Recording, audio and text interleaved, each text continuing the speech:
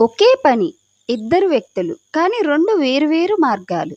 ఒకరు ఆవేశంతో ఊగిపోతూ, చెమటలు కక్కుతూ పనిచేస్తే, మరొకరు ప్రశాంతంగా, గురి తప్పకుండా తన పని తాను చేసుకుపోయారు.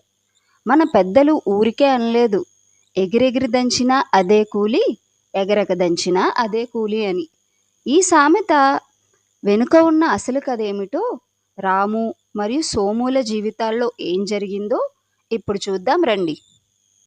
హలో ఫ్రెండ్స్, ఈ కథ గనక మీకు నచ్చినట్లయితే ఖచ్చితంగా మన ఛానల్ని సబ్స్క్రైబ్ చేసి వీడియోని లైక్ చేయండి. చిన్న గ్రామంలో ఇద్దరు యువకులు ఉండేవారు. ఒకరి పేరు రాము, మరొకరి పేరు సోము. ఇద్దరూ ఒక ధనవంతుడైన రైతు దగ్గర పనికి కుదిరారు. ఆ ధనవంతుడైన రైతు తన పొలంలో పండిన ధాన్యాన్ని దంచి బియ్యం చేయమని ఇద్దరికి 2 రోకళ్ళు ఇస్తాడు. సాయంత్రానికి ఎవరు ఎక్కువ బియ్యం చేస్తే వారికి ప్రత్యేక బహుమతి ఉంటుందని చెప్తాడు.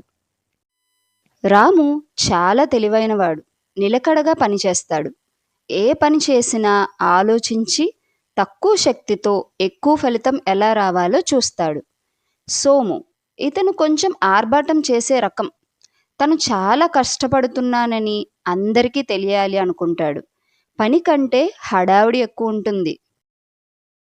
సరిగ్గా గంట తిరిగేసరికి సోము బాగా అలసిపోతాడు. ఎగిరెగిరి దంచడం వల్ల ఒళ్ళు నొప్పులు పుడతాయి. ఊపిరి అందదు. చెమటలు కక్కుతూ పదే పదే మంచినీళ్లు తాగుతూ విశ్రాంతి తీసుకుంటాడు. రాము మాత్రం ఏకదాటిగా పని చేస్తూనే ఉంటాడు.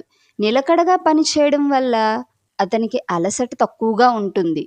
సోము రాముని చూసి నవ్వుతూ, నువ్వు మెల్లగా దంచుతున్నావు, నేనే ముందు పూర్తి చేస్తాను చూడు. రాము చిరునవ్వుతో తన పని తాను చేసుకుపోతాడు. సాయంత్రం అవుతుంది. ధనవంతుడైన రైతు వచ్చి వీళ్ళకిచ్చిన పని ఎంతవరకు చేశారో అని చూస్తాడు. సోము రోట్లో సగం ధాన్యం అలాగే ఉంది. ఆర్భాటంలో రోకలి దెబ్బ రోలుకు తగిలి కొన్ని గింజలు బయట పడిపోయాయి. సోము అలసటతో నేల మీద పడిపోయి ఉంటాడు. రాము రోలు చూస్తే ధాన్యమంతా చక్కగా బియ్యంగా మారిపోయింది. పని పూర్తయింది. రాము ఇంకా ఉత్సాహంగానే ఉన్నాడు.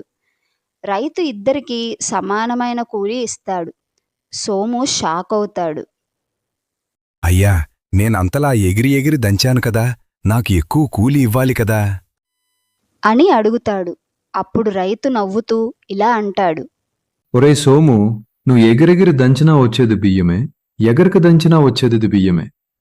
కాని రాము తెలివిగా శక్తిని పొదుపు చేస్తూ పని పూర్తి చేశాడు.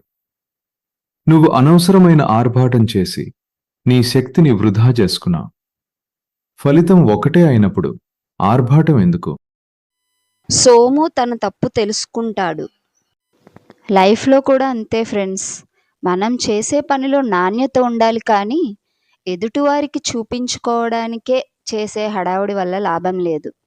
మన పని మనం చేసుకుపోవాలి అంతే.